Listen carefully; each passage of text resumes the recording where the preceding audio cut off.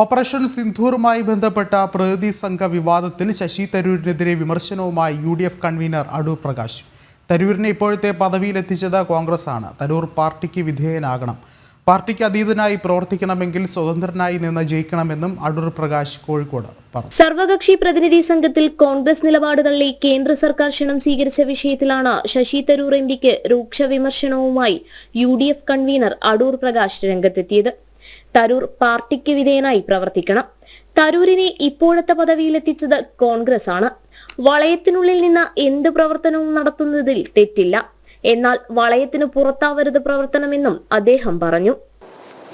കേരളത്തിലെ കോൺഗ്രസ് പ്രസ്ഥാനത്തെയും അതുകൂടാതെ ഇന്ത്യയിലെ കോൺഗ്രസ് പ്രസ്ഥാനത്തെയും പ്രത്യേകമായി ഒരു ശ്രദ്ധ കൊടുക്കുവാനും കോൺഗ്രസിൻ്റെ ഒരു നിയന്ത്രണത്തിൽ എത്തിച്ചേരുവാനും ആരാണെങ്കിലും, ഇപ്പോൾ ശശി തരൂർ എന്ന് മാത്രമല്ല, അത് ഞാനാണെങ്കിലും ആരാണെങ്കിലും അതിന് തയ്യാറാകണം എന്നുള്ളതാണ് എൻ്റെ വ്യക്തിപരമായിട്ടുള്ള അഭിപ്രായം.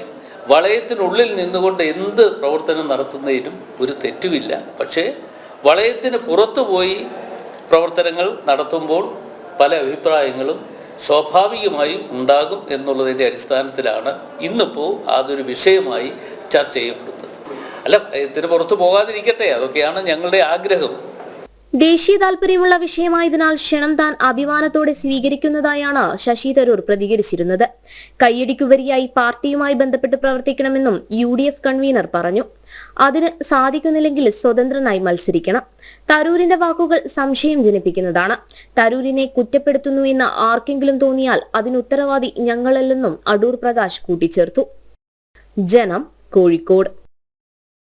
പോരായ്മകൾ പരിഹരിച്ച നവീകരിച്ച overseas citizen of India portal കേന്ദ്ര ആഭ്യന്തരമന്ത്രി അമിത് ഷാ ഉദ്ഘാടനം ചെയ്തു. വിദേശത്ത് താമസിക്കുന്ന ഭാരതീയർക്ക് കൂടുതൽ ഉപയോക്തൃ സൗഹൃദവും കാര്യക്ഷമവുമായ ഇന്റർഫേസുമാണ് പുതുതായി രൂപകൽപ്പന ചെയ്തിട്ടുള്ളത്. മറ്റൊരു രാജ്യത്ത് പൗരത്വം നേടിയവർക്ക് ഭാരതത്തിലേക്കുള്ള ആജീവനാന്ത വിസാരഹിത യാത്രയും സാമ്പത്തിക വിദ്യാഭ്യാസ അവകാശങ്ങളും OCI കാർഡ് നൽകുന്നുണ്ട്. ആഗോളതലത്തിൽ OCI കാർഡ് ഉടമകളുടെ എണ്ണം വർദ്ധിച്ചതായാണ് റിപ്പോർട്ട്.